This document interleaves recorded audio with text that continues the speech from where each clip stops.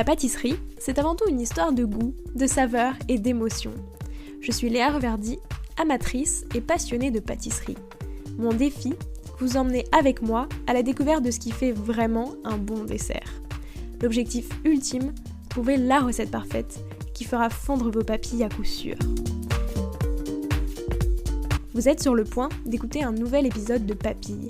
C'est le podcast qui part à la rencontre des meilleurs chefs pâtissiers pour comprendre l'émotion et les saveurs qui les animent au quotidien lorsqu'ils créent leurs desserts d'exception. Après cet épisode, à vous de laisser libre cours à votre imagination et de créer les desserts aux saveurs qui vous ressemblent, tout en vous inspirant des meilleurs. Bonne écoute!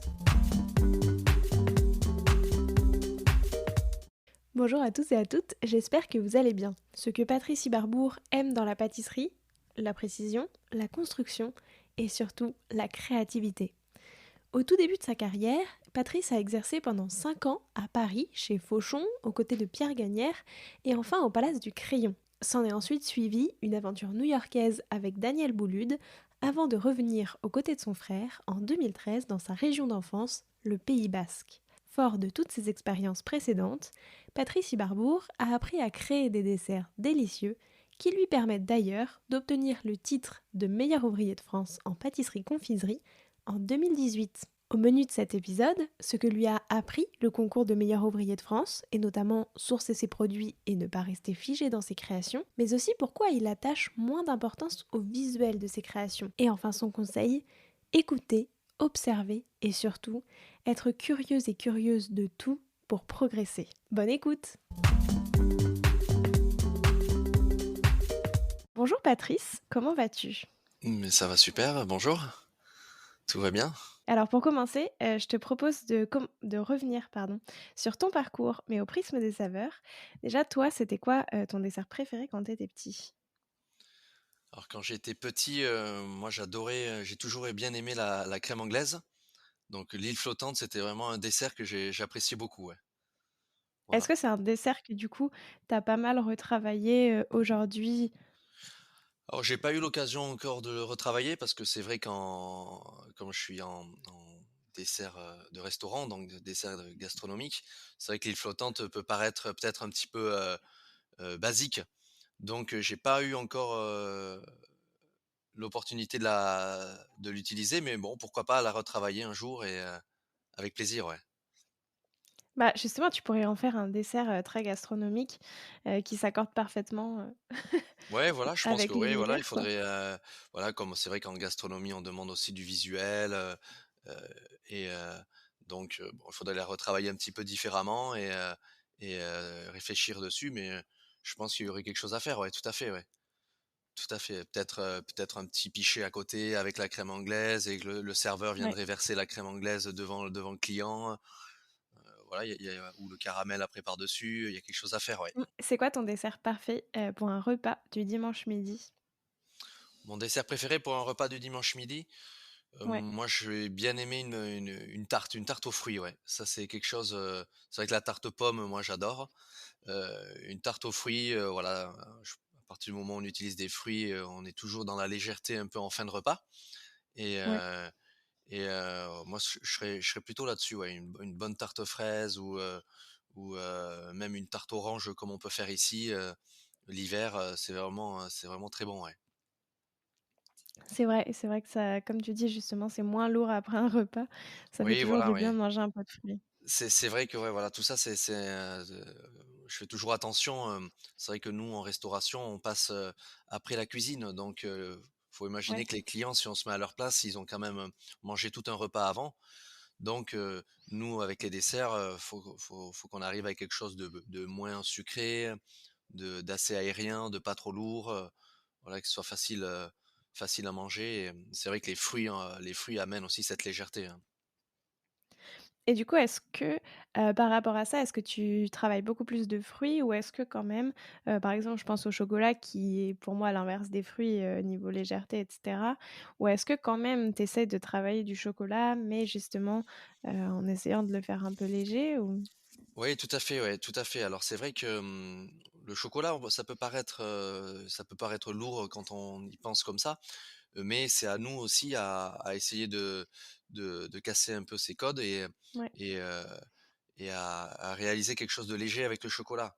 Alors c'est vrai que nous, en ce moment, on fait un dessert au restaurant, donc voilà et on est allé chercher à amener de la légèreté dans le chocolat.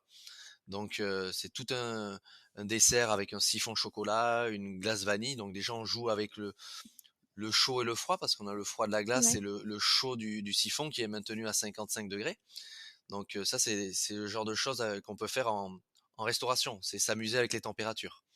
Voilà, du chaud, du froid et heu et j'ai un client, l'autre jour qui me disait, «Ah, bah, on n'a pas voulu prendre le gâteau chocolat» et je lui dis: «Non, c'est pas du tout un gâteau chocolat». Ils avaient cette idée de gâteau chocolat. Ouais. Je lui dis: «Non, non, c'est pas du tout ça. On est sur quelque chose de très léger, et assez surprenant même, hein». Comment est-ce que tu as réussi? Enfin, tu vois, pour toi, c'est quoi un peu le secret pour un gâteau au chocolat qui est assez léger? Est-ce que c'est justement ce jeu de température qui permet Alors, de nous, l'alléger? là, c'est vrai qu'il a utilisé le mot gâteau chocolat, mais c'était pas du tout ça. Du coup, c'était plutôt c'est un dessert, qui est servi dans une verrine déjà.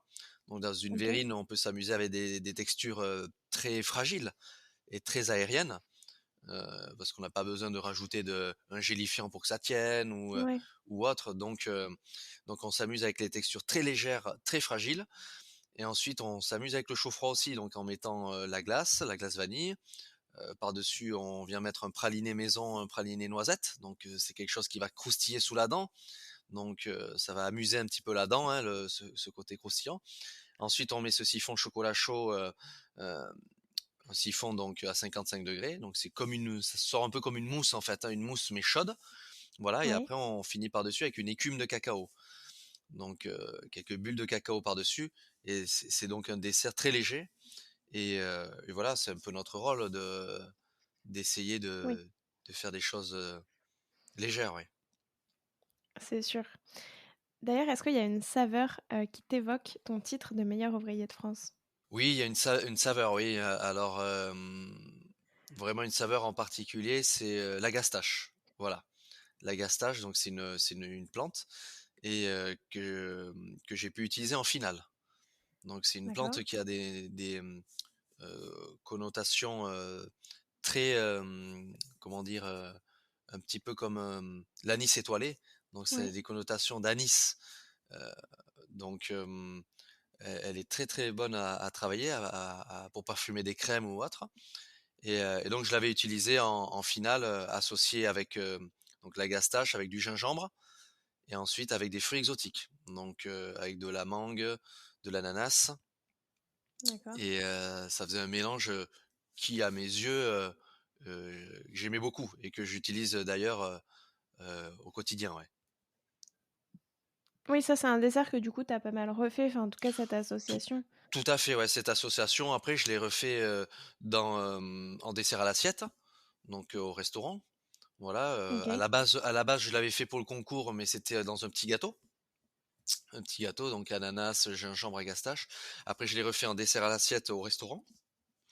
Après je l'ai refait aussi en bûche, pas OK. cette année, mais l'année dernière en bûche. Après je le décline aussi en petit four, donc dans des petits fours, qu'on amène aux convives au moment du café. Voilà, donc vous savez que quand j'ai des associations qui vont bien ensemble, après je les décline souvent, Sous toute heu, leur forme. ouais, le plus possible, ouais. Et d'ailleurs, de ce concours de meilleur ouvrier de France, est-ce que, les desserts que tu avais proposés, tu en as gardé plein enfin, tu les as quasiment tous gardés? Qu'est-ce que ça a un peu, qu'est-ce que ça t'a appris, dans ton travail de la pâtisserie? Est-ce que ça a changé certaines choses? Pardon. Oui, tout à fait. Alors ça, on a commencé d'abord à sourcer des produits. Donc ça, OK. c'est la première chose que ça m'a où le concours m'a fait évoluer. Donc sourcer des produits, donc aller chercher, une vanille d'exception, aller chercher, une crème, la meilleure possible, le beurre le meilleur possible, voilà, aller sourcer déjà des produits, pour s'enrichir et Mmh. et pas rester figé, dans un seul chocolat, par exemple, un seul chocolat noir, aller essayer d'aller en essayer un autre et puis un autre et un autre et un autre pour, heu, pour s'enrichir, en fait, intellectuellement. Voilà, au OK. niveau de la palette, des saveurs. Donc ça m'a apporté déjà énormément de voilà, avant j'avais l'habitude, tiens j'utilise ce chocolat, mais pourquoi j'utilise celui-là en fait? Pourquoi est-ce qu'il faut que je Ouais, prenne vraiment celui-là? Qu'est-ce qu'il m'apporte? De l'acidité, de la rondeur, de l'amertume, un côté, terreux, un côté, forestier. Voilà, tout ça, ça m'a apporté beaucoup, là-dessus, au niveau des OK. saveurs, ouais. Donc ça, le concours, il m'a apporté beaucoup là-dessus et ensuite, oui, pour répondre à l'autre question, les, les desserts qui ont été créés, pour le concours, que ce soit petits gâteaux ou entremets, ou même, le pâté en croûte, hein, qu'on avait à faire en demi-finale, hein. Tout ça, je les ai réutilisés derrière, hein, parce que c'est quand même des préparations et où, il y a eu beaucoup d'essais dessus. Donc, Ouais. il y a eu Oui, bah, beaucoup de oui. temps dessus, donc, de passer dessus. Donc c'est des recettes qui sont abouties. Voilà, elles sont abouties, en termes de texture, en termes de saveur, heu, donc je les ai réutilisées derrière, ouais. Oui, oui, en finale, j'ai fait un opéra, donc l'opéra, c'est pareil, hein, j'ai cherché le meilleur chocolat possible, que je pouvais mettre dedans, le meilleur café possible, la façon de le torréfier, lequel irait le mieux dedans. Le meilleur croustillant que je pouvais, réaliser à mettre dedans pour amener un petit côté un petit peu croustillant. Voilà, tout ça, c'est des desserts qui sont aboutis Ouais. Oui. et donc oui, je les ai réutilisés derrière. Il y a eu trop de travail dessus pour les laisser après dans un coin, une fois le concours passé, ouais. Et tu disais qu'il y a beaucoup d'essais justement, comment est-ce que ça se passe? À peu près combien d'essais pendant le concours du meilleur ouvrier de France tu fais? Et est-ce que du coup aujourd'hui, tu as gardé un peu cette méthode et tu fais toujours autant d'essais? Ou est-ce que, bah, plus puisque tu as plus de «codes» entre guillemets comme tu le Oui. disais, c'est beaucoup plus facile et tu as beaucoup moins d'essais à faire? Alors c'est vrai que, oui, des essais, oui, j'en ai fait beaucoup, pour le concours, hein, des essais au niveau de la dégustation, hein, bien sûr, parce que là, on parle de la dégustation, après il y a le côté artistique. Mais la dégustation, oui, beaucoup d'essais, des essais de ganache, voilà, je Ouais. réalisais, pour la ganache de l'opéra, par exemple, jusqu'à 6, 7, 8 ganaches pour voir, Ah laquelle oui, était la meilleure. Hem, voilà, pareil pour un biscuit, pareil pour un croustillant, pareil pour un crémeux. Voilà, toujours, je faisais des essais, mais à un moment donné, c'est vrai que quand on est tout seul, hem, on n'est plus forcément objectif. Donc, quand ouais, on fait beaucoup d'essais comme ça, donc, on sait plus, mais la ganache, c'est laquelle? C'était celle que j'ai fait il y a 3 jours, la meilleure ou, les 2 que je viens de faire maintenant? Et donc il faut beaucoup noter et essayer à chaque fois de mettre les sensations qu'on a ressenties quand on a goûté telle ganache qu'on l'a faite ou tel crémeux. Voilà et puis, je mettais un petit numéro 1, numéro 2, numéro 3 en fonction des essais. Puis je notais en dessous: «Tiens, mais je l'ai trouvée bonne, j'ai trouvé un peu trop acide». Voilà, ouais, tout ça et donc ça fait partie, des essais et aujourd'hui aussi, aujourd'hui alors c'est vrai que pour le concours, on a toujours cette épée au-dessus de la tête, c'est le temps. Donc à un moment donné, il y a le temps qui tourne. Donc ouais, le temps qui tourne, c'est qu'à un moment donné, ben, le gâteau, il faut l'avoir fini parce que le concours, il approche. Voilà, ça c'est ce que je n'ai pas aujourd'hui, par exemple. Aujourd'hui, ouais, un dessert, si j'ai envie de mettre, si j'ai envie qu'en une semaine, il soit fini ou un mois ou 1 an, comme j'ai pour un autre là, voilà, ça c'est en fonction un peu de l'inspiration aussi, hein, mais c'est vrai que c'est vrai qu'aujourd'hui, je prends du temps aussi pour réfléchir et je me laisse des fois, si un dessert il est pas forcément fini parce qu'il me manque, une des dernières clés, pour le finir, et ben, c'est ouais, pas grave, j'attends un petit peu et puis, ça viendra. effectivement. C'était quoi les saveurs, de ta toute première création? Est-ce que tu t'en souviens? Ma toute première création, oui, parce que c'est quand je suis revenu travailler ici quand même, parce qu'avant, j'étais toujours sous la tutelle, d'un chef, de sous-chef. Ouais, Donc la création, leur était, attribuée. Donc ma première création, c'est quand je suis revenu ici, me semble avoir fait, j'ai travaillé des fraises au départ. Donc comme je suis revenu, travailler au restaurant, en 2013, vers le printemps 2013, donc c'était la période où on avait des les belles fraises gariguettes qui commençaient. Donc ça a été la première création que j'ai fait, ouais, voilà, fraises gariguettes. Je l'avais associé après avec du poivre, avec un petit peu de poivre de Sarawak, voilà.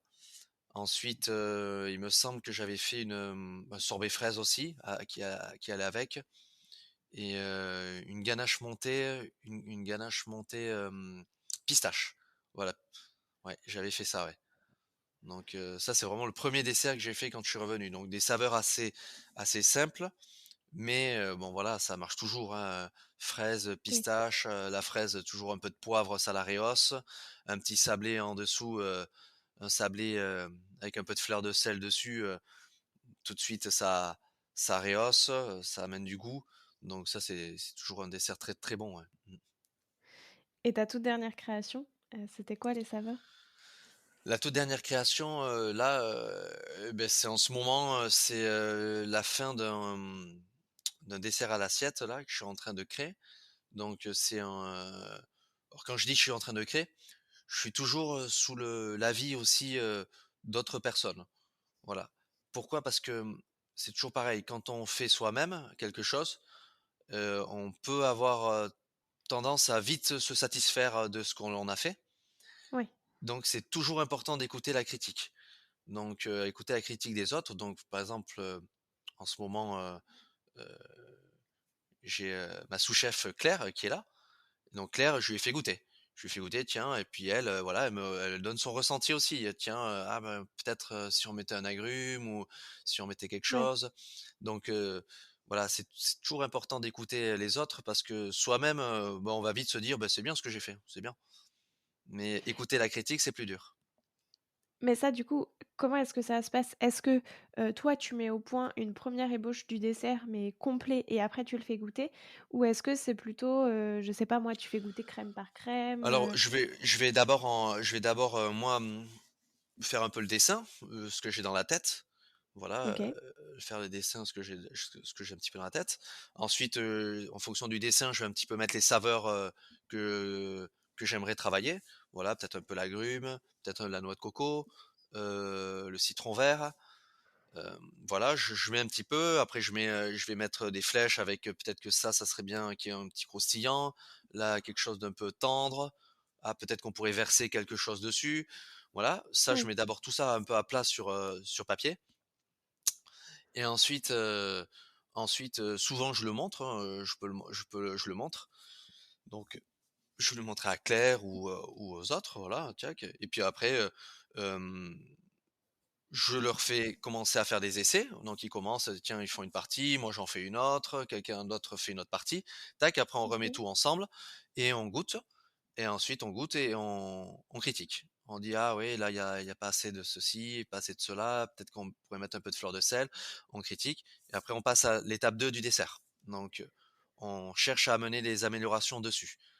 Voilà, donc on refait le dessert et en apportant les améliorations, tac et puis là, ah putain finalement on va revenir un tout petit peu en arrière là-dessus, c'était mieux le premier, mais par contre, sur le 2e essai, c'est mieux ça, ça et ça. Voilà et au fur et à mesure, on avance comme ça, jusqu'au moment où on estime: «Tiens, le dessert il est bon, il est bien, il est abouti» et on le met à la carte ou, heu, ou autre, ouais.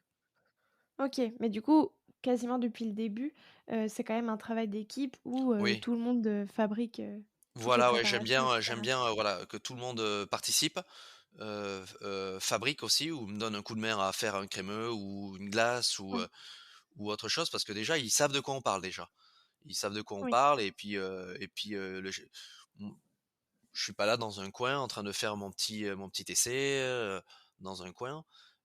Voilà, alors ça, des fois, c'est sûr que c'est un petit peu dur d'entraîner le monde avec parce que, voilà, il y a toujours des pâtissiers qui sont plus ou moins intéressés, hein, voilà. Après, je peux pas forcer les gens à venir, à participer, à leur dire: «Tiens, tu vas venir, tu participes au nouveau dessert». Voilà, des fois, il y en a ouais. qui ont voilà, la motivation de chacun envers son métier, elle est propre à chacun, hein. Oui, Donc évidemment, voilà, c'est comme ça, hein. c'est clair. Et ça représente quoi pour toi la pâtisserie? C'est vrai que bon, faut repartir un petit peu en arrière, moi j'ai toujours aimé, tout ce qui était précis. voilà, la précision, la régularité, le, mmh, le fait de faire des choses abouties, des choses, jolies, de belles choses, ça c'est quelque chose qui m'a toujours intéressé. Donc heu, donc c'est vrai, j'ai toujours aimé aussi faire un petit peu de la construction, de l'assemblage, réfléchir, à la conception. J'adore l'architecture par exemple et hem et c'est vrai que, eh bien, écoutez, quand j'étais à l'école et qu'il a fallu, choisir à un moment donné un peu quoi faire, au départ, je me suis dirigé un peu vers de la cuisine. J'ai pas eu trop d'affinité, donc j'ai été Oui, vers la pâtisserie et la pâtisserie, au départ, bon, j'ai pas eu trop d'affinité, c'était pas assez, précis pour moi, ouais. C'était, je travaillais dans des pâtisseries où c'était pas assez, enfin, j'avais fait des stages et oui, cetera, et l'école aussi, c'était pas assez abouti, enfin c'était pas assez précis, cette rigueur, que j'aimais, je l'avais pas, ouais. Donc c'est ma mère, qui m'a dit: «Tiens, je pense que tu devrais aller, une fois ta mention pâtisserie finie, tu devrais aller sur Paris». Voilà et là-haut, tu vas trouver, voilà, on parle de 2006 donc tu vas trouver des pâtisseries, haut de gamme où, voilà, il y a pas de place à l'erreur, quoi. ouais, Donc ou alors l'erreur elle est faite une fois, mais derrière elle est corrigée et on la refait plus. Donc et j'ai commencé chez Fauchon, voilà, en tant que commis et heu et à ce moment-là, ça a été la révélation. Ça a été, voilà, c'était la révélation en pâtisserie et c'est à ce moment-là où j'ai vraiment aimé mon métier et voilà, cette précision, cette rigueur, le moindre, petit choc sur un gâteau, beh, ça passait pas, il fallait que ça soit parfait, ça j'ai vraiment adoré et c'est à ce moment-là où, je me suis ouvert à mon métier et heu et j'ai aimé mon métier, en fait, hein. C'est à ce moment-là où je me suis dit: «Tiens, c'est ça que je veux faire, ouais. C'est ça que je veux faire». et du coup, la rigueur et la précision, c'est vraiment pour toi, les maîtres mots de la pâtisserie et c'est comme ça que tu penses aussi tous tes desserts et tu les réalises? Voilà, alors c'est vrai que en pâtisserie, bon, faut, bien comprendre, c'est qu'on pèse tout. Donc Oui, tout est pesé et on peut pas dire, «Tiens, bah, le sel, tiens aujourd'hui je mets ça, je mets une petite pincée et puis demain, non, oui, ça modifie toute une recette en fait. Je vais prendre l'exemple d'une brioche. Une brioche, si je commence à mettre, la levure, de boulanger à l'œil, bah, ça va pas marcher, hein. Donc ça va pas marcher, hein. Donc du coup on pèse tout. Donc cette rigueur déjà elle est, parce que c'est comme ça en fait, parce que notre métier il est fait comme ça. Donc elle est liée déjà au pesé, hein. Ensuite, elle est liée surtout, après on va mettre notre brioche dans le four, à pousser d'abord, on va la mettre à pousser, oui. donc va falloir respecter un certain temps, en chambre de pousse. Voilà, si on arrive trop tard et ben, on a tout qui a débordé. Si on arrive trop tôt, c'est pas assez poussé, donc on a des rigueurs de temps aussi. Après, on va mettre ça dans le four, donc le four, c'est pareil, hein, si un jour j'ai envie de mettre mon four à 160 et si le lendemain, beh, je le mets à 230, ça va pas être pareil, hein. Donc on a toute cette rigueur qui est liée, avec notre travail en fait, hein, notre métier, hein. C'est ça qui fait que naturellement, voilà, ça me plaît en fait, hein. Et est-ce que à partir du moment où tu as découvert, la pâtisserie chez Fauchon et justement où, ça a été un peu une révélation pour toi et aujourd'hui, est-ce que ta vision du métier a changé? Ou est-ce que globalement, c'est toujours la même mais juste, tu vois, p plus «évoluée» entre guillemets avec, toutes les expériences que tu as eues? Oui, alors c'est vrai que, ça a changé un peu pourquoi? C'est-à-dire que maintenant je vais aller faire des desserts qui sont pas forcément, visuels. On est allé, enfin je pense qu'on a été beaucoup dans le visuel, en pâtisserie, dans le visuel et c'est le concours qui m'a fait apprendre ça aussi. C'est que, le visuel peut, heu, dans certains cas et même, assez souvent, nuire à la dégustation. Donc, hem, je vais reprendre mon exemple de dessert que je fais au restaurant là, le chaud-froid qui est dans une verrine. Voilà. C'est des textures très fragiles. Si je les mets pas dans une verrine, ça fait une soupe dans l'assiette, hein. Donc ça serait pas présentable.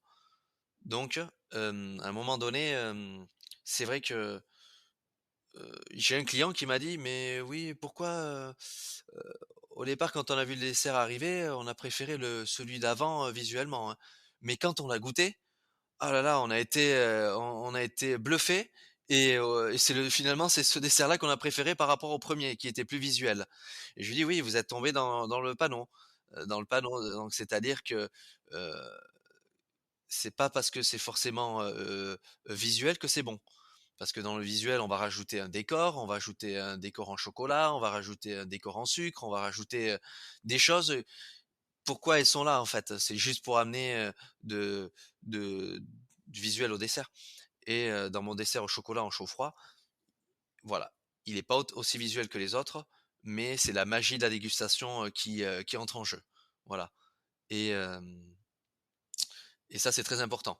Donc ça a quand même pas mal changé un peu pour moi, où, je me suis un peu décomplexé en me disant: «Ben oui, voilà, c'est vrai que, ah, il faut toujours envoyer du visuel, envoyer du visuel» et puis, et beh, voilà, et beh, à un moment donné, je me suis dit: «Bah, c'est pas grave, si j'ai envie de faire un dessert, qui est pas forcément visuel et par contre, il va être dans la complexité du goût, ça et des saveurs et des textures, moi, c'est ça qui va m'intéresser, ouais». Voilà, ouais. Donc voilà, c'est des choses, ça a évolué au fur et à mesure. Ça a évolué au fur et à mesure. Pourquoi? Parce que c'est vrai que, quand on prend une place de chef, par exemple, je prends cet exemple-là, on prend une place de chef dans un poste, dans un endroit, on a on a besoin d'épater un peu au départ, de montrer ce qu'on sait faire, de montrer, un peu ce qu'on a dans le ventre. Donc on va faire quoi? On va faire un peu du visuel, souvent, pour montrer: «Waouh, c'est beau, machin». Voilà. Mais à un moment donné, derrière, c'est le goût qui prend le dessus. C'est le goût qui prendra le dessus. Donc le visuel, oui, mais derrière, le goût, attention, hein, faut pas négliger, c'est plus important, ouais. Oui, et donc il vaut mieux faire un dessert qui soit moins visuel, mais bien meilleur que l'inverse. Voilà, c'est ça, ouais, parce que c'est vrai que souvent on se souviendra plus de ça que du goût, que forcément du visuel, ouais. Même si le visuel, c'est important, c'est Instagram, c'est, heu, voilà, tout ça, c'est, ça fait partie du monde moderne d'aujourd'hui aussi, toutes ces photos qu'on voit, sur les réseaux sociaux, tout ça, mais il faut faire attention, voilà, ouais. Mmh. Est-ce que d'ailleurs ça, tu trouves que pas forcément ça nuit à la pâtisserie, mais en tout cas ça change un peu notre vision de la pâtisserie, de voir justement plein de photos, de desserts qui ont l'air, des fois pas forcément bons, dans le sens où on n'a Mmh. pas forcément envie de les manger tellement ils sont beaux. Mais du coup, est-ce que tu penses que ça a un impact, sur la pâtisserie et sur la vision que tout le monde a de la pâtisserie, aujourd'hui? Alors c'est vrai que moi je trouve ça très intéressant, les réseaux parce que bon, c'est vrai que ça permet de voir aussi, ce qui se fait et ce qui peut se faire et ce qui pourrait se faire. Donc voilà, quand on voit à chaque fois les nouvelles bûches, chaque année, de pâtissiers, on se dit, «Ah bah tiens, en fait, c'est inépuisable, le vivier d'idées, il est inépuisable.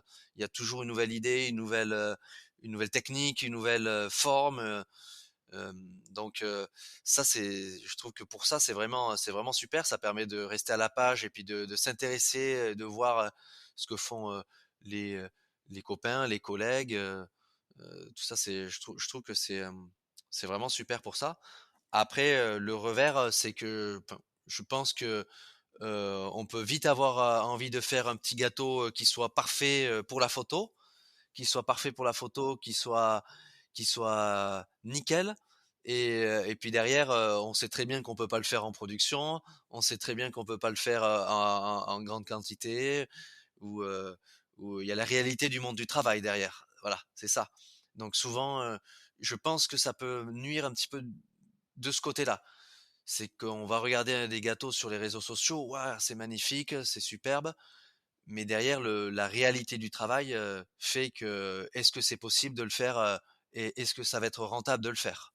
Voilà, donc ça c'est l'envers du décor et je pense qu'il y en a qui peuvent se faire avoir, ouais. Enfin, voilà, il y en a beaucoup qui peuvent se faire avoir, qui pensent qui regardent ça et qui pensent que c'est magnifique, je veux faire pareil, mais derrière, voilà, il y a la réalité du monde du travail, ouais.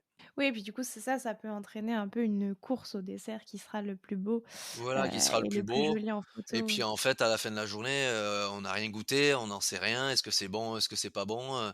On sait pas du tout, oui, c'est beau, d'accord, très bien, mais si à un moment donné, on a pris le plus beau moule, qui existe et puis qu'on a pris une mousse qu'on a remplie de mousse, heu, tout le monde peut le faire, hein, donc ça, c'est assez, voilà, je pense que c'est un petit peu l'envers du décor et peut-être que les jeunes, voilà, qui ont 20, 21 ou 25 ans, peuvent se dire au départ: «Tiens, la pâtisserie, c'est ça que je veux faire» et une fois qu'après ils entrent dans le monde du travail, le monde du travail, voilà, il est différent.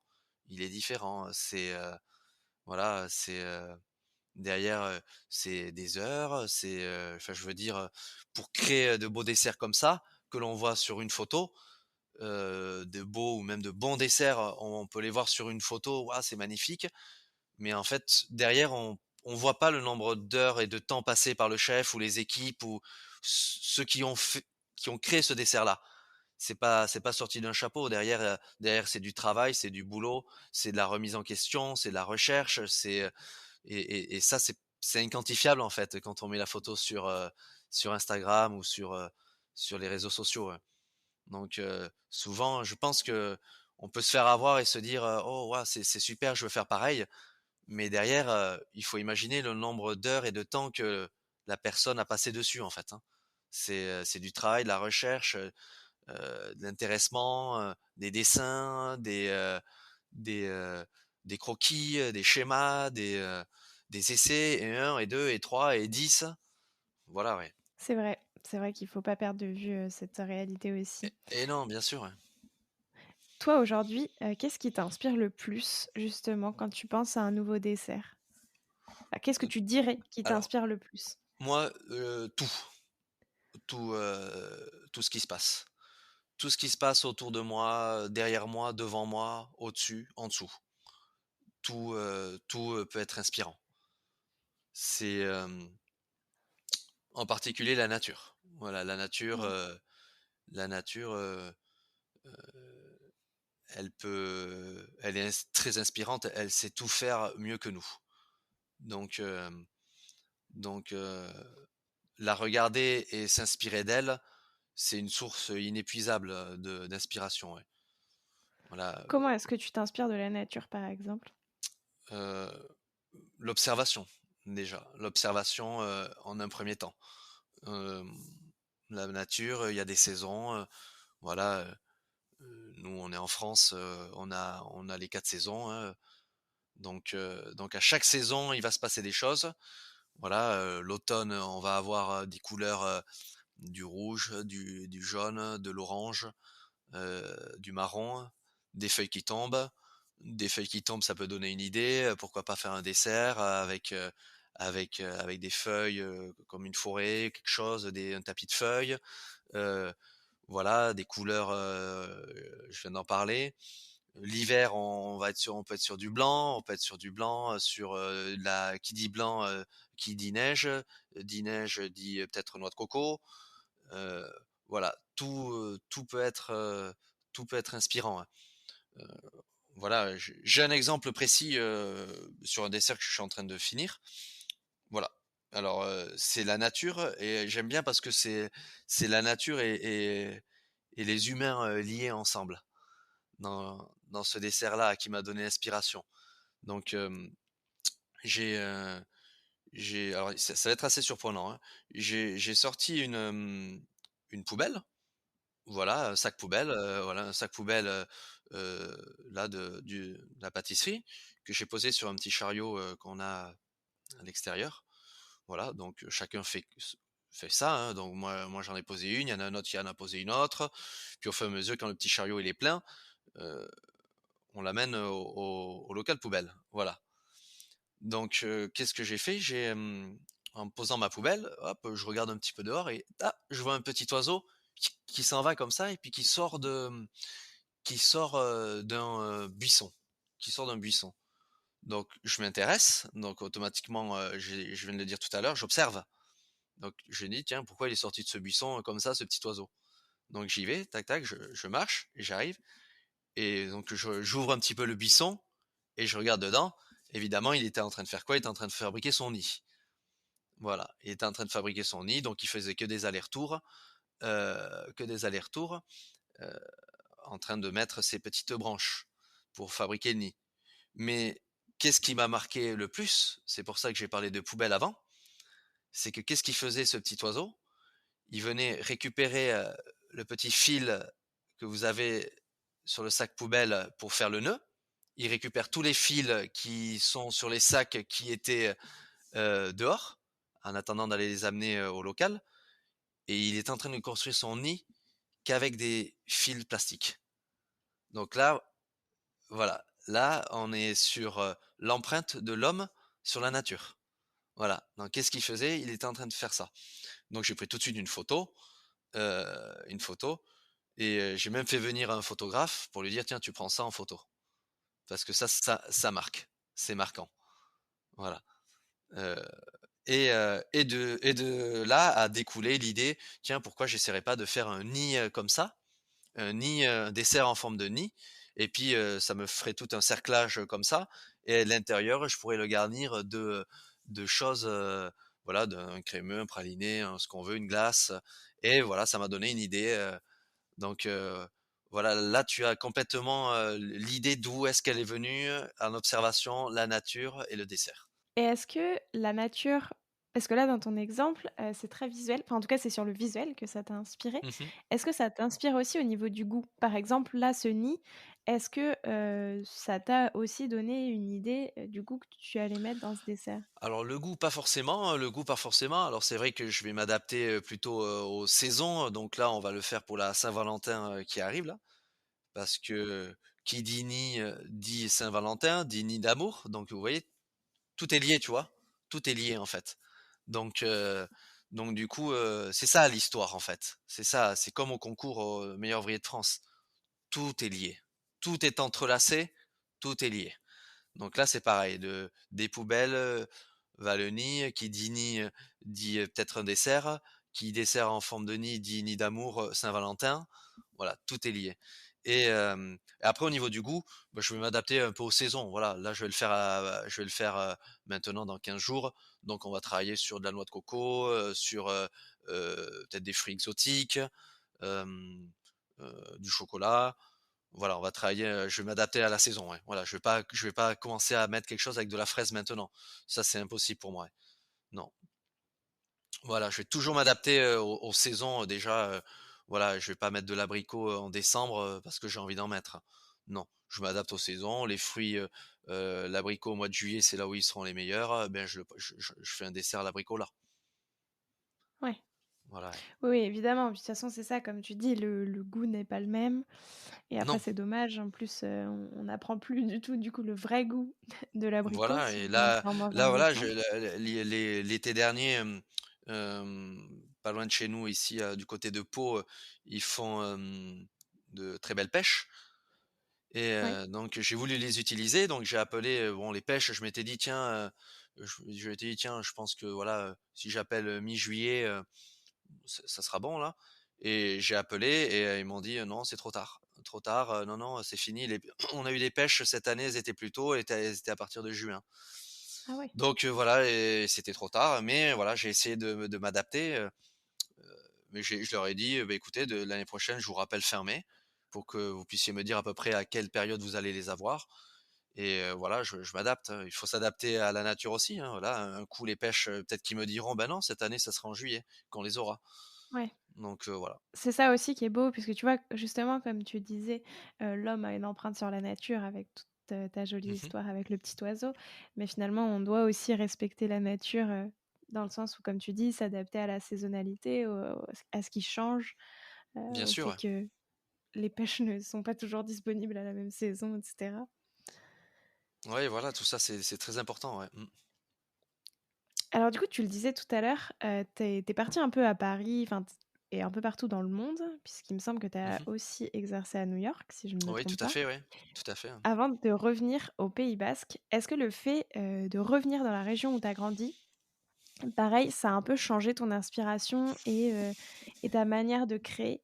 Est-ce que, tu vois, je sais pas, c'était, des produits que tu connaissais plus? Enfin, en tout cas, est-ce que ça a changé quelque chose, toi, dans ton rapport aussi, à la création et dans ton inspiration?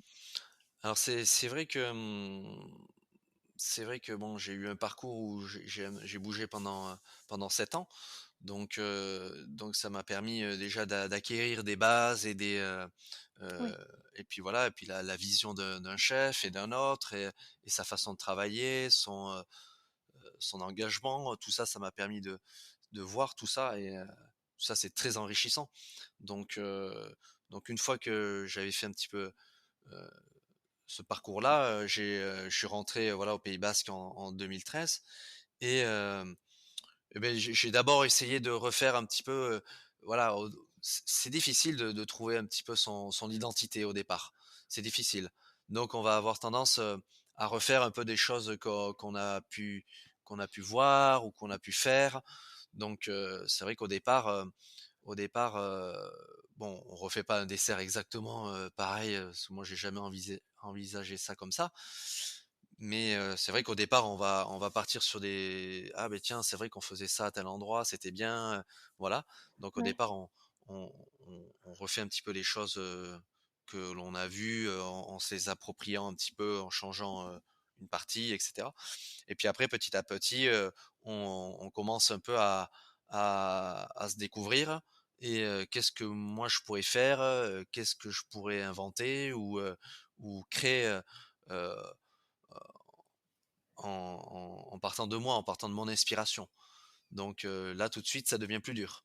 Ça devient plus dur. C'est que là, il faut creuser, il faut chercher et heu et c'est vrai qu'au Pays basque, bon, on a quand même un très beau cadre de vie, voilà, avec l'océan à oui. côté, l'océan juste à côté et puis la montagne aussi à côté.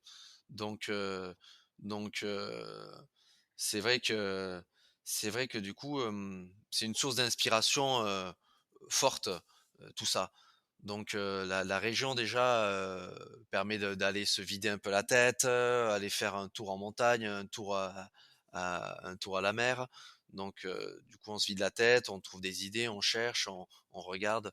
Ça, c'est hyper enrichissant, oui. Et heu et voilà un petit peu, mais là, voilà, cette région, voilà, c'est une région que j'affectionne particulièrement et elle est source d'inspiration, ouais. Tu disais que tu as mis du temps un peu à toi trouver, ton univers, enfin définir ton univers. Comment est-ce que, comment est-ce que tu as fait? Tu vois? Qu'est-ce qui en fait t'a permis, d'arriver à savoir ce que toi tu avais envie de faire comme pâtisserie, ce que toi tu avais envie de créer comme dessert? Est-ce que justement c'était, je sais pas moi, en te baladant dans la nature et en te disant: «Ah oui, telle chose en fait moi ça m'inspire et ça je sais que c'est ce qui moi me fait vibrer»? Est-ce que c'est des fruits? Enfin je sais pas, tu vois? Oui, oui, c'est ouais, c'est vrai que, bah, je vais prendre un peu l'exemple, en demi-finale au concours. On a eu, en demi-finale, on devait réaliser 2 entremets de 6 personnes chacun, 2 entremets signature. D'accord, Donc oui. facile à dire, plus difficile à faire. Signature, donc là commence toute une démarche, de réflexion. Quelle est ma signature à moi? Ouais, Pourquoi je vais faire un gâteau comme ça? Donc là, tout de suite, il faut creuser, il faut chercher et là, ça devient dur. Donc moi, j'ai cherché et des fois, on a besoin, de l'avis ou d'aide d'une autre personne un peu pour aider à se trouver. Donc moi, ça a été Thierry Bamas, par exemple, meilleur ouvrier de France à Anglette et donc il est meilleur ouvrier de France 2011 et c'est lui qui m'a suivi pendant le concours et lui, c'est vrai qu'il avait un regard complètement extérieur et disait: «Beh, tiens, toi, je pense que ta signature quand même, c'est vrai que tu es issu quand même de la restauration, tu as fait plus de restauration que de boutique, donc Ouais, déjà ta signature, je pense que ça serait, plutôt des fruits et puis plutôt, des fruits frais taillés, des fruits taillés, heu, voilà. Donc il m'a lancé une piste. Je pense que toi, ton entremets, ça devrait être plutôt des fruits taillés, voilà, pas des purées de fruits qu'on utilise pour faire une mousse ou autre et donc j'ai cherché, j'ai creusé et de là a découlé, voilà, tout un gâteau autour, mangue, coco, passion et OK. ananas et puis voilà, pas de glaçage, parce que le glaçage ça me représentait pas un glaçage. Un glaçage, on est plutôt en boutique, heu, Ouais. donc moi je voulais pas de glaçage déjà et puis finition qu'avec du fruit frais, hein. Donc l'entremets, il est fini, comme si c'était un peu une tarte sur le dessus. Voilà et heu et voilà et c'était ça en fait, c'était ça, la signature que je devais trouver, ouais. C'était qu'en restauration, on a quand même tendance à utiliser plus de fruits frais qu'en boutique. Donc heu donc Oui. à ce moment-là et beh, c'était plus logique pour moi d'utiliser des fruits et si, on avait eu à me demander, «Explique-nous ton gâteau, pourquoi tu as fait ça?» Et beh, j'aurais pu l'expliquer, naturellement.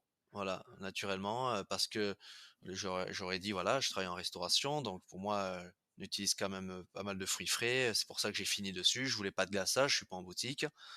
Heu, voilà, donc Ouais.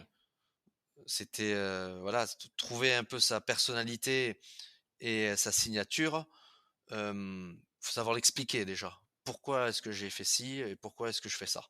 Voilà.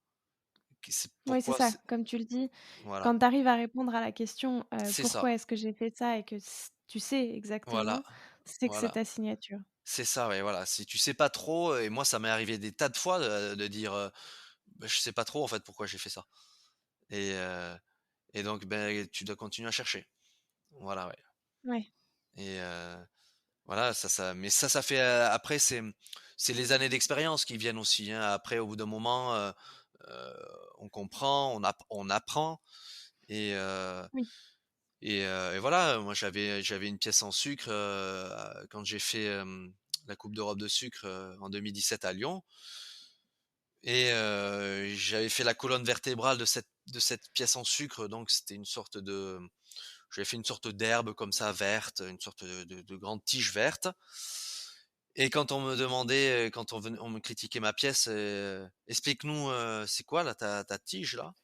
J'arrivais pas à expliquer, je sais pas, Ouais. je disais: «Oui, c'est une forme et puis dessus je viens coller mes fleurs, mes rubans et et cetera». «Oui, mais elle veut dire quoi ta forme en fait? Pourquoi tu l'as faite comme ça? Pourquoi tu l'as faite comme ça? Qu'est-ce qu'elle veut dire?» Et là, très dur à expliquer. Voilà, je pouvais pas expliquer. Donc on m'avait dit: «Bah, si tu sais pas expliquer, que c'est que c'est pas bon. C'est que tu dois trouver autre chose». Voilà, Effectivement. Ah, c'est effectivement, c'est une belle façon de trouver sa signature. voilà, c'est ça. C'est quoi toi, l'ingrédient que tu adores travailler? Ton ingrédient un peu chouchou? Alors moi, j'aime beaucoup, la vanille. La vanille, j'aime beaucoup déjà. La vanille, c'est vrai que c'est un ingrédient, bah, je trouve qu'il y a tellement un travail magnifique déjà qui est réalisé dessus, au départ, dès le départ, hein, quand on sait maintenant que, on a de moins en moins d'insectes qui pollinisent, les Ouais, fleurs, qui sont quasiment, une bonne partie obligés de faire ça à la main. Voilà, de faire toucher les 2 le mâle et la femelle ensemble.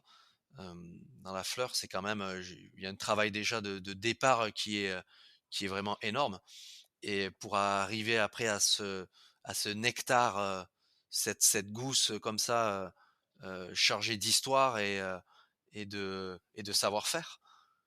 C'est déjà un produit, quand il arrive, déjà je le regarde et puis, je vais ouvrir le sachet, je vais le sentir pendant 2 minutes, hein.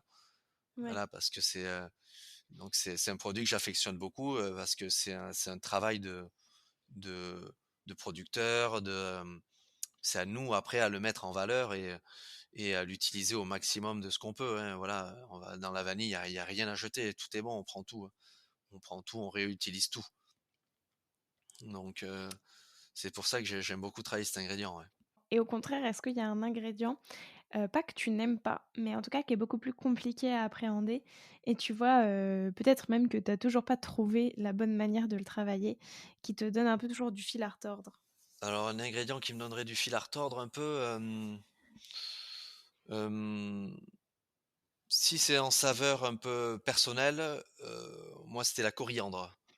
Mmh La mh. coriandre, voilà, j'ai toujours eu du mal à l'utiliser et à la goûter en fait, hein, parce que du coup, je la repérais mais direct, hein, je la repère direct, une toute petite touche dans n'importe quelle préparation, je dis: «Ah tiens, il y a de la coriandre là» et heu Ouais, et heu et du coup, là, je reviens d'un voyage, au Mexique, donc évidemment, là-bas, la coriandre, il c'est y en a une, plein.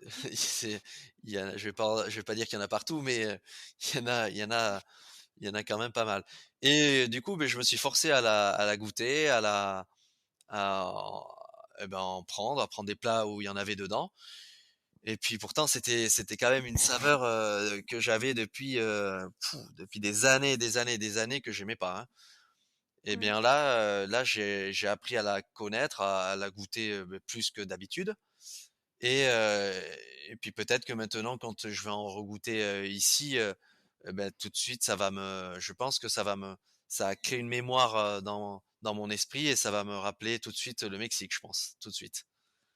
Il y a des saveurs comme ça Oui, qui rappellent, tout de suite, des moments, des moments, des moments, des saveurs, ouais, qui rappelaient l'enfance ou d'autres périodes de la vie et elles restent gravées, comme ça dans l'esprit, ouais oui, et c'est vrai.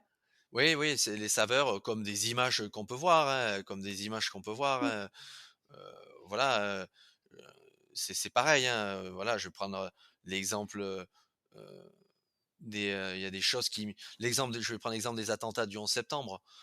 Bah, voilà, ceux qui ont vu ça, ils savent exactement où est-ce qu'ils Oui, étaient et ce jour-là et où est-ce qu'ils ont, appris, où est-ce qu'ils ont entendu pour la première fois qu'il y avait eu, ces attentats-là, par exemple. C'est des choses qui me restent comme ça, gravées, où on sait exactement ce qu'on faisait à ce moment-là et oui, c'est souvent, vrai. Les et les saveurs, saveurs, c'est ça pareil. Les saveurs, c'est pareil aussi. Voilà, ça peut rester, gravé, très longtemps, tiens, voilà, je sais exactement, où est-ce que j'ai goûté ça et où ça me rappelle telle chose ou telle chose de mon parcours, de ma vie, ouais. Est-ce que tu aurais un conseil, à me donner, à moi qui suis pas pâtissière, mais qui aime bien faire des desserts quand même, que tu trouves qu'on donne pas assez? Et peut-être un conseil que toi, tu aurais aimé recevoir, tu vois, quand tu as commencé la pâtisserie, par exemple? Alors un conseil que j'aurais aimé, recevoir et un conseil pour toi, comme ça,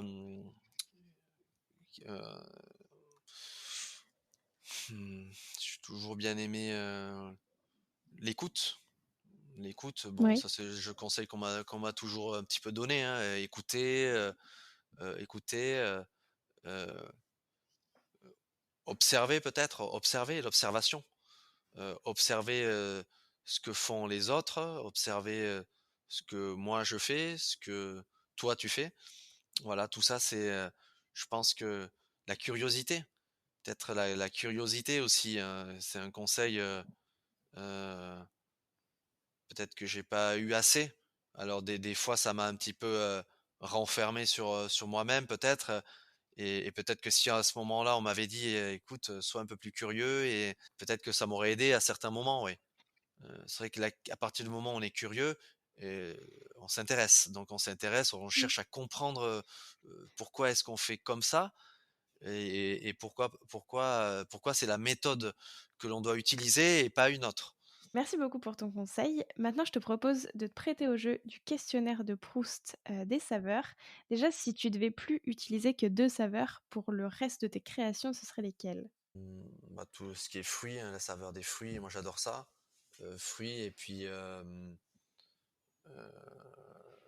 puis, le chocolat, les fruits et le chocolat, ouais, c'est des choses, les 2 en pâtisserie, des incontournables, ouais.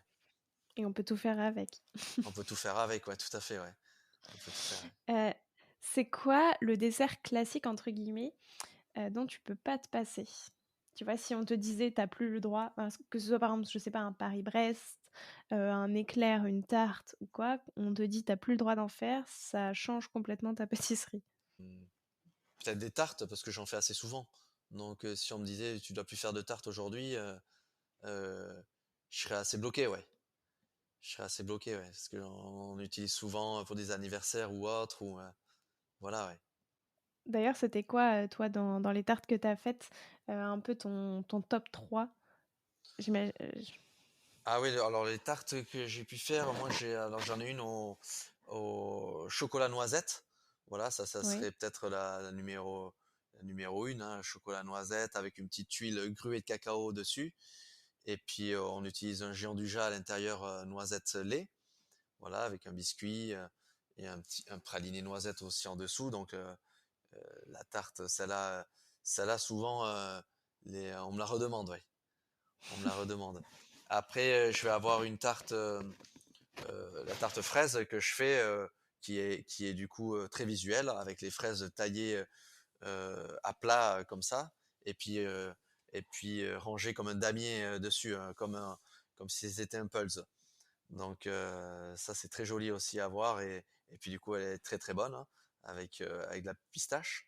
Et puis après la numéro 3, tarte à l'orange qui a avec un classique dessus, une rosace d'orange, donc les oranges taillées très fines à la trancheuse à jambon, et ensuite OK. rangée en rosace dessus, donc elle a elle a un côté plus comment dire, plus ancestrale quand on la regarde. Mais elle est très belle, et avec le goût aussi qui est très travaillé dessus. Ouais. C'est-à-dire comment, enfin, qu'est-ce que tu as travaillé particulièrement sur Alors le goût? sur le goût, sur la tarte à l'orange, j'ai bossé dessus, voilà, tout autour de l'orange. Voilà, c'est vrai que comme je disais, l'orange, on a tendance à utiliser que que le jus. Que le jus, hein, Ouais. parce que voilà, ça nous fait penser tout de suite petit déjeuner, jus de fruits frais le matin. Mais l'orange, c'est pas que ça. L'orange, c'est aussi l'amertume, euh, l'acidité, l'écorce. Donc dans cette écorce, on retrouve tout ça. Et c'est ça que j'ai voulu. C'est pour ça que dans l'orange, j'utilise tout en fait. OK. J'utilise le jus pour faire la crème, j'utilise l'écorce et les zestes pour faire une marmelade, et à la fin, il y a que les pépins que j'utilise pas. Voilà. Est-ce qu'il y a c'est quoi, plutôt, le dessert d'un autre pâtissier ou d'une autre pâtissière que tu aurais aimé avoir créé? Ou en fait, pardon, en le voyant, tu t'es dit: «J'aurais aimé avoir cette idée». Tu vois, pas forcément par jalousie, mais vraiment par respect, Ah un oui, peu oui, te oui. dire, Ah oui, par respect, de voir, putain, j'en ai plein, hein, mais lequel maintenant, on va dire mon ami Cédric Grolet, l'idée des fruits. ouais, L'idée des fruits, je pense qu'on est beaucoup à vouloir à avoir un immense respect pour, euh, pour le travail qui est effectué et qui a été effectué dessus. Et on aurait tous voulu avoir une idée comme ça, ouais.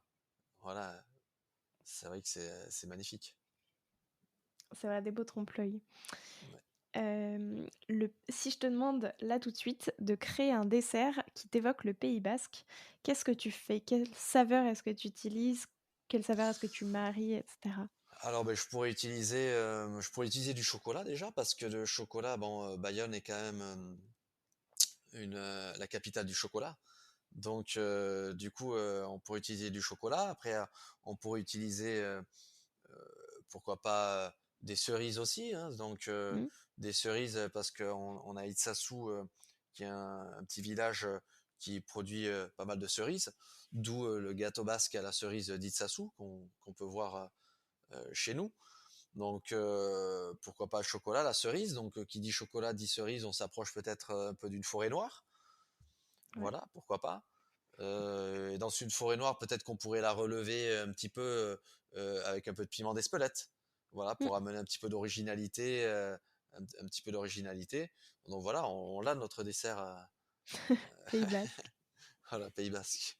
Mais parce que la forêt noire, je trouve que, tu vois, quand on pense à une forêt noire, justement, c'est un dessert qui est assez doux. heu, du coup, le piment, ça viendrait vraiment contrebalancer. Oui, alors, le piment, c'est vrai que bon, le piment, d'Espelette, il reste quand même assez doux, hein. Il est pas du Ouais. tout violent, hein. Il a il est plus dans le parfum que dans l'agressivité, hein. Ouais, OK. chez nous, on s'en sert plus, on va en mettre avec, des poissons, on va en mettre avec des viandes. Il est plus là pour parfumer plutôt que pour amener une puissance de piquant, forte, que ça non, on l'a quasiment pas chez nous. Est-ce que toi, tu l'as déjà utilisé dans des desserts?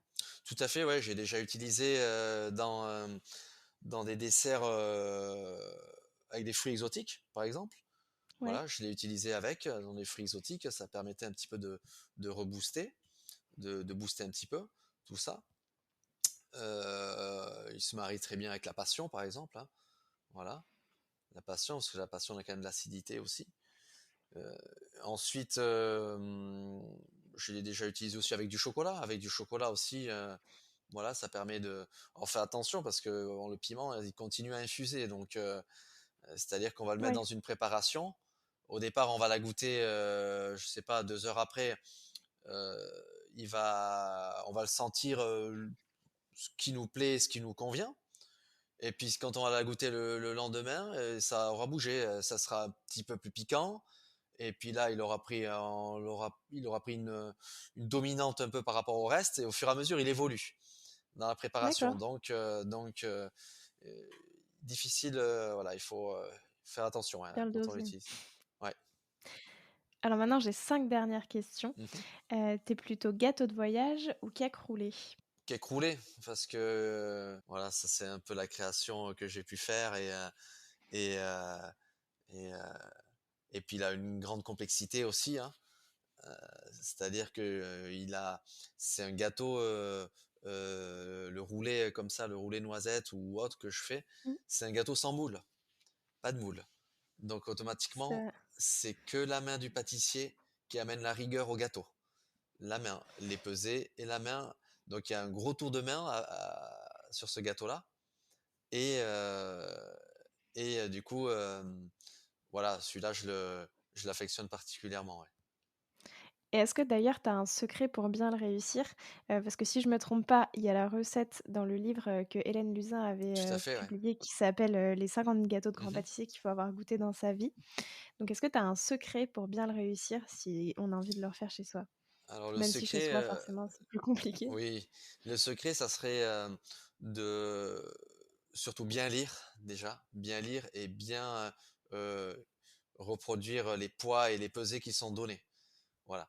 À partir du moment où déjà on n'est pas assez rigoureux là-dessus, automatiquement on n'aura pas le même résultat. Ouais. Donc bien suivre et être bien rigoureux. Après, un petit conseil que je pourrais donner, c'est vrai que la taille du biscuit, il me semble 49 de long, de centimètres. Donc ça, dans un four ménager, Ouais, c'est euh, compliqué. ça sera pas possible. Donc peut-être qu'il faudrait le faire en deux fois. Un premier carré de biscuit et un deuxième. Après, on les met les deux juxtaposés sur une feuille. On étale notre crème où c'est Mmh. une pâte à tartiner dessus. Et ensuite, on vient rouler. Et automatiquement, la soudure des deux biscuits se retrouvera à l'intérieur d'un des tours Ouais. du roulet. Voilà. Peut-être ça, oui. La petite astuce et le petit conseil que je pourrais donner. Ouais. Plutôt tarte à la pistache ou tarte à l'orange? Je ferais plutôt tarte à l'orange. Voilà, on a tendance à utiliser que le jus et puis on peut utiliser toute l'amertume de l'écorce et la puissance. Et c'est ce que j'ai fait dans la tarte à l'orange qu'on fait ici, là, au restaurant, l'hiver. J'aime bien parce que j'affectionne un peu le fait que on utilise tout et on Ouais. jette pas, en fait. Voilà, ça, c'est quelque chose que j'aime beaucoup. Voilà, Est-ce que ça, ça. c'est aussi quelque chose que tu fais avec d'autres fruits ou légumes? Oui, tout à fait, ouais, tout à fait. Il y a je peux utiliser sur d'autres fruits ou d'autres légumes un petit peu la totalité. Voilà, le citron c'est pareil, on peut faire. Les Ouais. yuzu aussi c'est pareil. Tout ce qui est agrumes, sur des agrumes, on peut réaliser des marmelades. Il y a rien à jeter en fait hein, dessus. Hein. Plutôt épices ou herbes aromatiques? J'aime bien les herbes aromatiques, ouais. J'aime bien les herbes aromatiques. En plus, à côté de chez nous, là, une trentaine de kilomètres, on a une femme qui cultive plein d'herbes aromatiques. Donc c'est hyper enrichissant d'aller la voir et de se promener.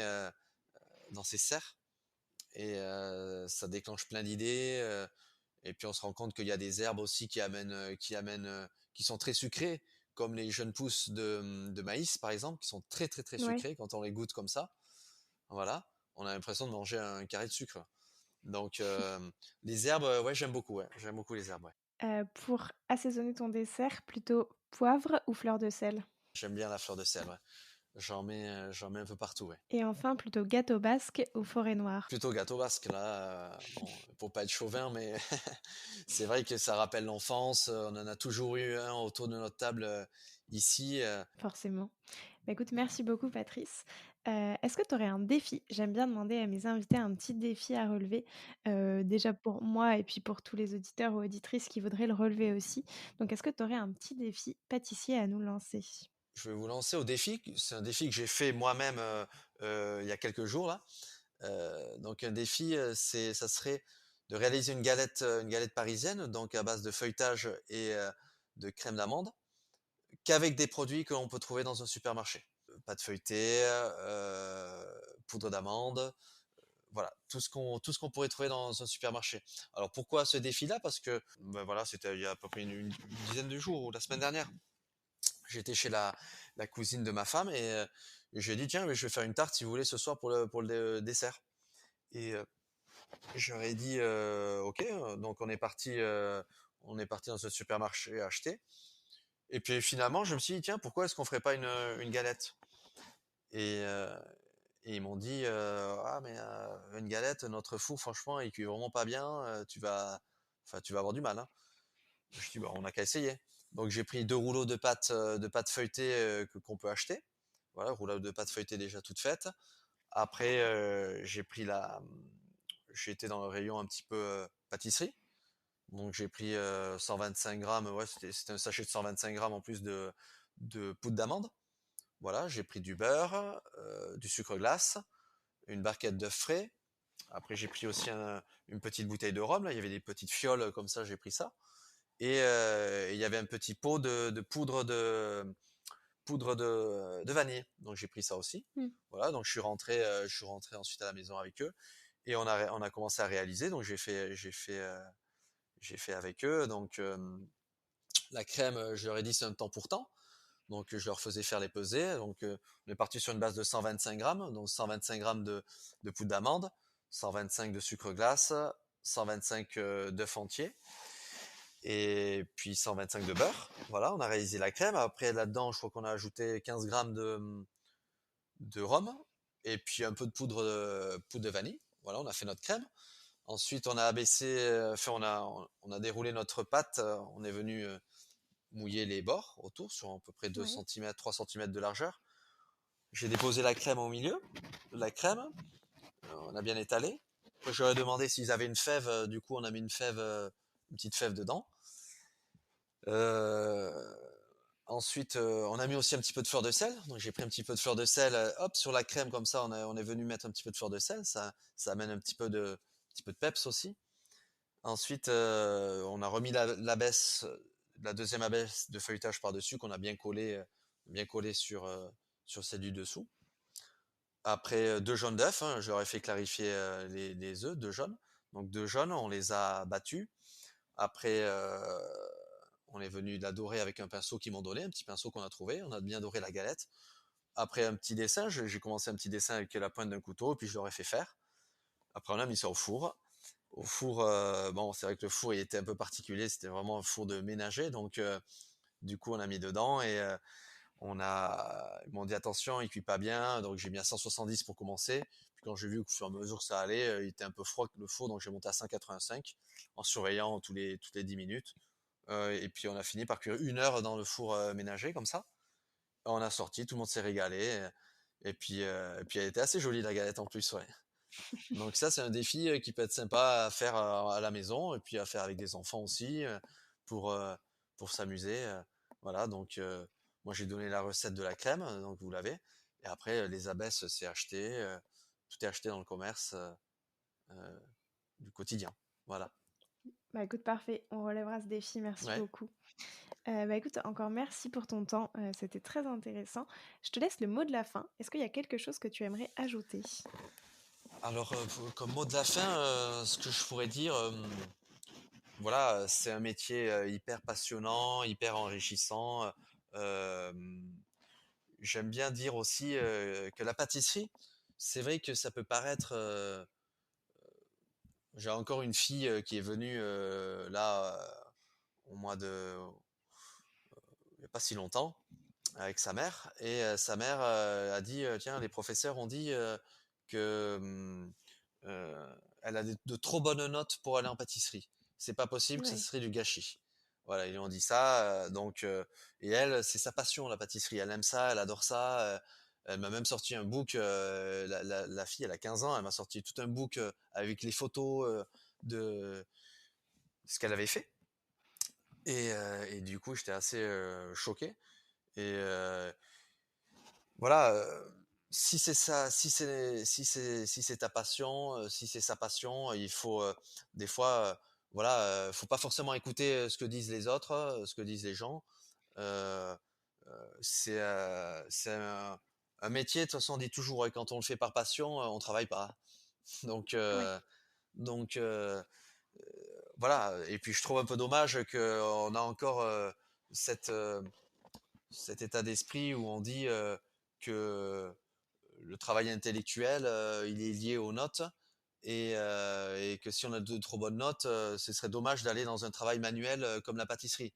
oui, c'est clair. Voilà, ça, alors que n'oublions pas que quand on fait des choses de ses mains, que ça soit ébéniste, maçon, plombier, pâtissier, les mains sont dirigées par la tête.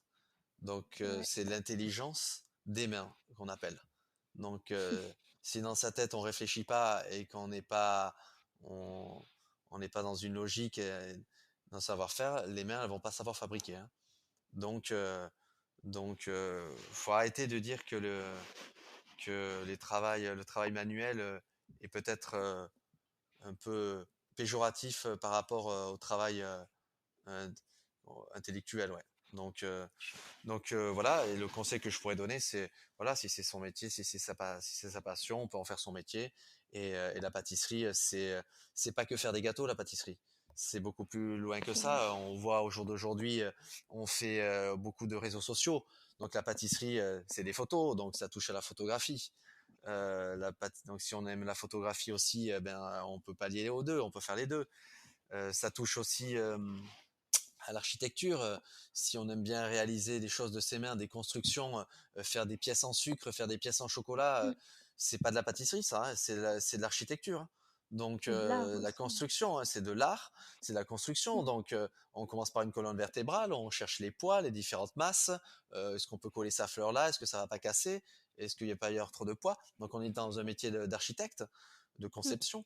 Ça touche à l'art aussi, l'art parce que on crée, c'est de l'imagination, c'est le propre à chacun. J'aime bien dire aussi, qu'on touche à la sculpture. Donc Ouais. voilà, un gâteau, on peut regarder Cédric Grolet quand il fait ses fruits, il les sculpte. Donc il est dans un Mmh. métier de sculpteur. Il n'est pas dans un métier, on sort de la pâtisserie si on regarde bien, hein. Donc la pâtisserie, c'est pas que faire des gâteaux et les poser dans une boutique en fait, hein. C'est beaucoup plus C'est vrai. vaste que ça. Donc si on aime ça, heu, il y a moyen de vraiment de se régaler dans son métier, ouais, voilà. C'est vrai, effectivement. Beh, merci beaucoup pour ce très beau mot de la fin. Et puis merci pour ton temps et puis pour tout le partage, de tous tes conseils et tes connaissances, que tu nous as offerts. Donc merci beaucoup, Patrice. Mais c'était avec plaisir, Léa. Merci à toi. J'espère que cet épisode vous a plu et moi je vous dis à la semaine prochaine en compagnie de Philippe Conticini. D'ici là, prenez soin de vous.